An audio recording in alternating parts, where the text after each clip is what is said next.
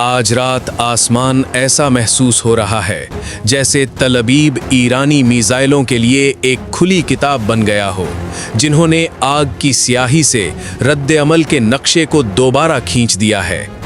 جنگ کے 9ویں دن اور ایرانی میزائلوں کی 28ویں لہر کے پہنچنے کے بعد، جس کے آغاز کا اعلان تہران نے چند گھنٹے پہلے کیا تھا، میدانی معلومات اس بات کی تصدیق کرتی ہیں کہ کئی میزائل گرے ہیں۔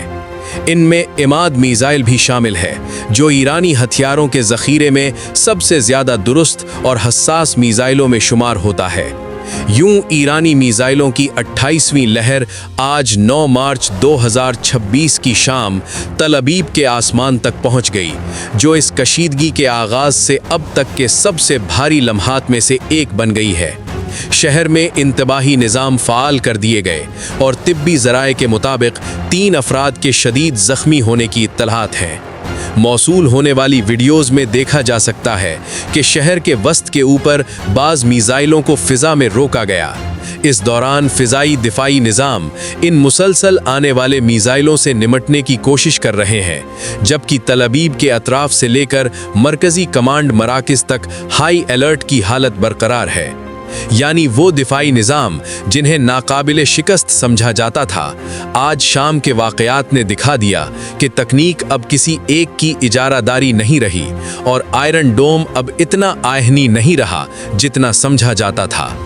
یہ کشیدگی اپنی نوعیت اور وقت کے لحاظ سے میدان کے دباؤ کی ایک نئی سطح کو ظاہر کرتی ہے، اور اس کھلی محاذ آرائی کے نقشے میں ایک نئی پرت شامل کرتی ہے، جو اب اپنے 9ویں دن میں داخل ہو چکی ہے۔ اب تک جو دیکھا جا سکتا ہے وہ ہنگامی اور امدادی نظاموں کی شدید سرگرمی ہے، اور ان مقامات کو محفوظ بنانے کی مسلسل کوششیں ہیں جہاں میزائلوں کے ٹکڑے گرے یا جہاں روکنے کے عمل کے نتیجے میں دھماکوں کی لہریں محسوس کی گئیں۔ آج رات جو کچھ ہو رہا ہے اسے الگ واقعے کے طور پر نہیں پڑھا جا سکتا، بلکہ یہ ایک تیز ہوتے ہوئے تسلسل کا حصہ ہے جو کئی محاذوں پر جاری ہے۔ ایک ایسا تسلسل جس کی تفصیلات تل ابیب کے آسمان میں ہر نئی میزائل لہر کے ساتھ لکھی جا رہی ہیں۔ ابتدائی معلومات کے مطابق ریسکیو ٹیمیں اوپری منزلوں تک جانے والے راستوں کو محفوظ بنانے کی کوشش کر رہی ہیں، کیونکہ عمارت کے شمالی حصے کو میزائل کے ٹکڑوں سے نقصان پہنچا ہے۔ ارد گرد کے علاقے کو احتیاطاً خالی کرا لیا گیا ہے اور بند کر دیا گیا ہے تاکہ عمارت کے ساختی نقصان کا مکمل جائزہ لیا جا سکے۔ جگہ پر سرگرمی ان مناظر میں واضح ہے۔ ایک طرف حالات کو معمول پر لانے کی کوششیں جاری ہیں، اور دوسری طرف مسلسل ہنگامی رد عمل جاری ہے، جو 28ویں میزائل لہر کے بعد پیدا ہونے والی ہنگامی حالت کی عکاسی کرتا ہے۔ دوسری جانب سرکاری ایرانی بیانات کے مطابق یہ میزائل حملے انتقامی رد عمل ہیں۔ یہ رد عمل اس حملے کے بعد آیا جس میں گزشتہ رات ایران کے اندر تیل کے گوداموں اور توانائی کی تنصیبات کو نشانہ بنایا گیا تھا۔ تہران کے مطابق ان حملوں نے ذخیرہ گاہوں اور سپلائی مراکز کو نقصان پہنچایا، جس کے باعث فوری ہنگامی حالت نافذ کرنا پڑی۔ تہران کے اوپر کئی گھنٹوں تک دھوئیں کے گھنے بادل دیکھے گئے، جبکہ فائر بریگیڈ کو کئی مقامات پر لگنے والی آگ پر قابو پانے کے لیے شدید دباؤ کا سامنا کرنا پڑا۔ ابتدائی اندازوں کے مطابق آگ کی شدت اتنی زیادہ تھی کہ ہنگامی ٹیموں کو گوداموں کے گرد وسیع علاقے کو خالی کرانا پڑا اور کئی سڑکیں بند کر دی گئیں۔ ایرانی حکام کے مطابق حالیہ میزائل حملے اسی جوابی توازن کا حصہ ہیں۔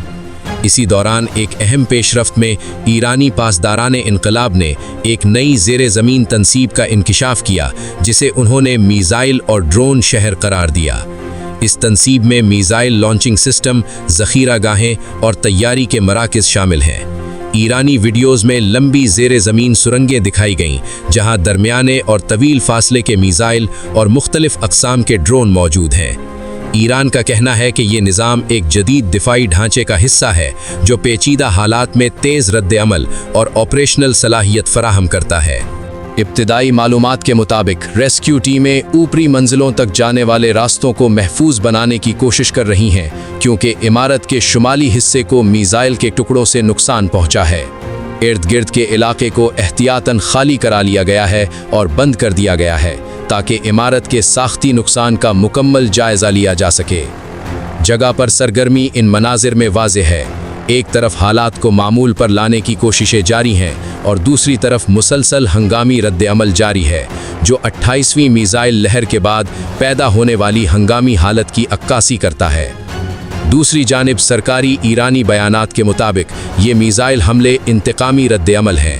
یہ رد عمل اس حملے کے بعد آیا جس میں گزشتہ رات ایران کے اندر تیل کے گوداموں اور توانائی کی تنصیبات کو نشانہ بنایا گیا تھا۔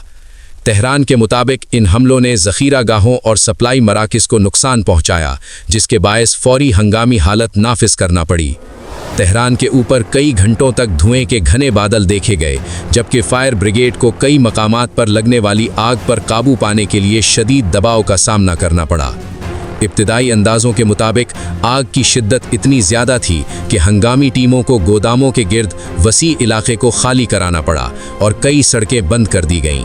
ایرانی حکام کے مطابق حالیہ میزائل حملے اسی جوابی توازن کا حصہ ہیں۔ اسی دوران ایک اہم پیش رفت میں ایرانی پاسداران انقلاب نے ایک نئی زیر زمین تنصیب کا انکشاف کیا جسے انہوں نے میزائل اور ڈرون شہر قرار دیا۔